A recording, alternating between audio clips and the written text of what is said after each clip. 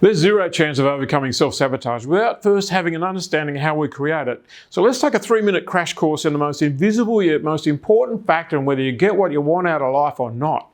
Of course, the place to start is to understand that it wouldn't be called self-sabotage if we could see what was causing it. Because at first glance, it doesn't make any sense that we would want to work against ourselves. In fact, my most commonly asked question is, how come I can't make myself do the things that are good for me that I actually want to do? And why can't I stop the bad things that I want to stop doing? The reason for those questions is that there's no logical answer. After all, who'd want to lose a fortune? But that's what more than 80% of lottery winners do. Who'd want to die of a self-inflicted illness, but huge numbers of people suffer from preventable diseases, many of which are terminal.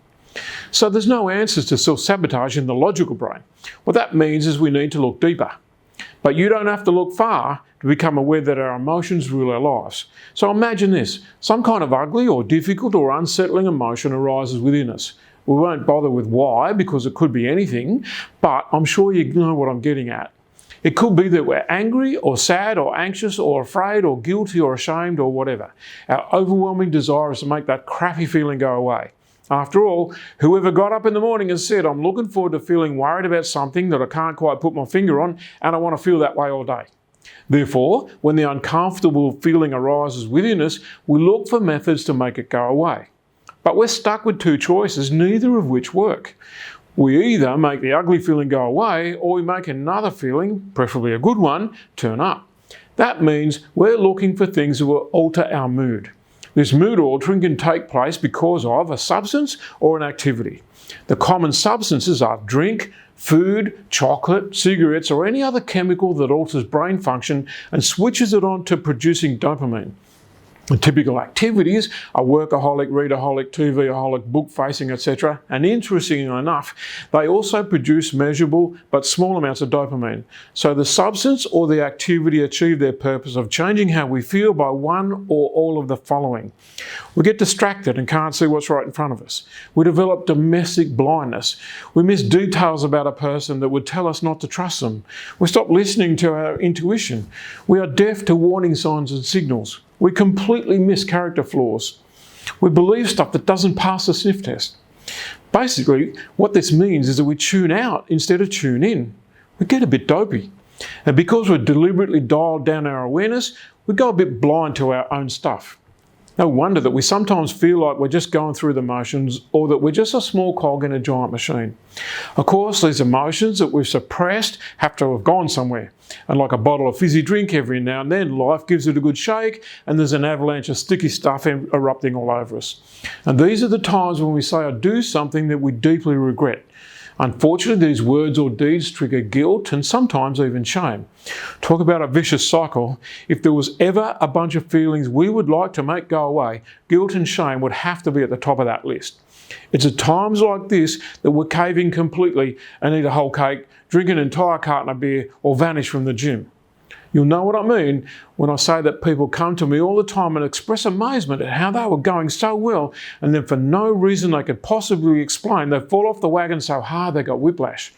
People who've been on the straight and narrow for months suddenly eat a whole week's worth of calories before lunch. Smokers have been clean for 2 years, buy a pack and smoke 5 in the first 3 minutes. The reformed gambler one day just bets a whole house on the flip of a coin. The big thing to get about all of this is that for every single one of those situations I just described, there's the same reaction, which is, why? How could I do that? What got into me? Am I a certifiable nutcase? So everyone is mystified, but you only have to take a quick glance to understand that all those repressed emotions have sent the chickens home to roost. Tragically, the next step in the whole self-sabotage cycle is the inevitable judgment of self. The recriminations usually take the form of a full-blown character attack. Suddenly, or sadly, it's true that while you've been hurt, insulted and damaged by other people, none of them has done as much damage to you as you have under these kind of circumstances. Now, self-judgment is quite vicious, degrading and unrelenting. Given that we have no other choice, we promise ourselves we'll be better next time around. We promise we'll try harder. We commit to being good. And we usually manage being good for a while. Inevitably, though, we fall off that wagon, reinforcing the idea that self-sabotage must be a part of our character. We conclude that we're fundamentally flawed and start explaining it away by saying it's just the way we are. Now that's a pretty negative feeling arising, so we're compelled to make it go away by indulging in mood-altering substance or activity, putting us back on the vicious cycle for another go around and around and around. Self-sabotage becomes an illustration of the classic statement that the definition of insanity is doing the same thing over and over, expecting a different result. Therefore, it stands to reason that we have to change our behaviour. But the problem goes far deeper than what we do and what we say. To get off the merry-go-round, we have to be prepared to go deeper and to find the driver, the ugly feeling we don't want to wrestle with. When you're ready to do that, when you're ready to deal with whatever you find within, when you're willing to risk high-level emotional upset, that's the day self-sabotage starts losing its grip on you.